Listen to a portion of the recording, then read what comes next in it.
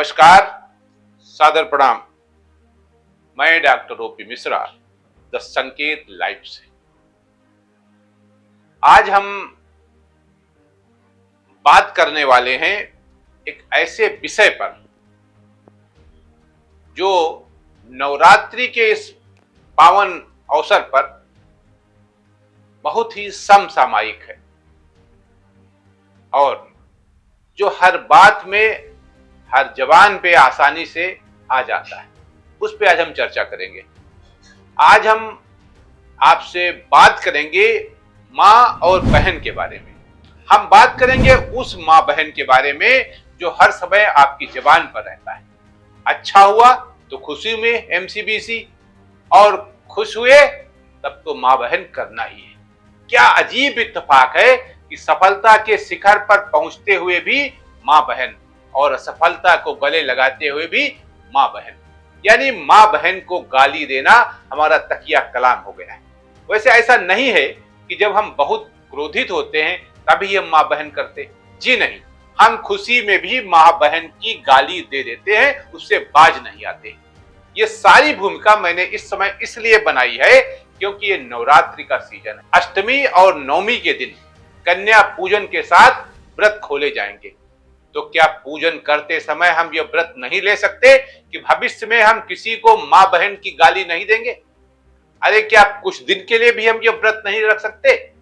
क्या हम कुछ दिन के लिए ऐसे वातावरण का निर्माण नहीं कर सकते जिसमें माँ और बहन की गाली देने से बचा जा सके? क्या हम सार्वजनिक रूप से और व्यक्तिगत रूप से ये वादा अपने आप से नहीं कर सकते कि अगले नवरात्रि तक हम माँ बहन की गाली नहीं देंगे? कितने आश्चर्य की बात है कि जाति सूचक शब्द कह देने मात्र से ही हम पर एफआईआर हो जाती है, मुकदमा हो सकता है, सजा हो सकती है, जुर्माना हो सकता है, लेकिन माँ बहन की गाली देने पर हमारे विरुद्ध कोई कार्रवाई नहीं। जबकि हमारी माँ और बहन दोनों को परिवार की इज्जत माना जाता है, घर की आन बान और शान माना जाता है। ऐसे में जब हम किसी को माँ बहन की गाली देते हैं तो मतलब बिल्कुल साफ है कि हम उस परिवार की इज्जत और मान सम्मान को तार तार कर रहे हैं। लेकिन इससे हमें बिल्कुल अफसोस नहीं होता क्योंकि हम जानते हैं कि पुरुषवादी मानसिकता के चलते हमें किसी की भी एमसीबीसी करने का अधिकार प्राप्त है। ये हमारी मानसिकता का दोगलापन तथा हमारे चरित्र का छिछोरापन नहीं तो और क्या है कि एक तरफ तो हम भारत माता की जय बोलते हैं, कन्या पूजन करते हैं, भारत यानी अपने देश को भारत माता का दर्जा देते हैं, तो दूसरी तरफ उसकी इज्जत और आबरू को तार तार करने में भी अपनी श्रेष्ठता समझते हैं।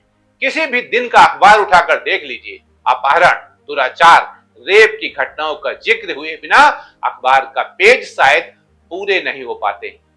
अगर मैं 5 अक्टूबर के समाचार पत्र का ही जिक्र करूं तो मलिहाबाद में छात्रों का मुंह दबाया और अपहरण का प्रयास हुआ। दूधमुही बच्ची से सरोजनी नगर क्षेत्र में किया गया दुष्कर्म। शहादतगंज क्षेत्र में कारखाना संचालक ने ली थी मासूम की आपत्तिजनक फोटो। दुराचारी मामा को उम्र कैद व जुर्माना। सहारनपुर में छेड़छाड़ पर 2 पक्षों में विवाद। देवरिया में परीक्षा देकर लौट रही छात्राओं से छेड़खानी। कोर्ट ने कहा कार में गैंग रेप, हत्या रेयरेस्ट नहीं, वगैरह वगैरह। ये सब कुछ नवरात्र के कालखंड में हो रहा है, उस देश में हो रहा है जहां कहा जाता है यत नारस्तु पूज्यते, जहां नारी ही पूजी जाती है। ऐसे में अब ये जरूरी हो गया है कि जिस तरह जाति सूचक शब्द इस्तेमाल करने पर एफआईआर हो जाती है, उसी तरह मां बहन करने पर भी एफआईआर होनी चाहिए और इसे कॉग्निजेबल ऑफेंस घोषित होना चाहिए।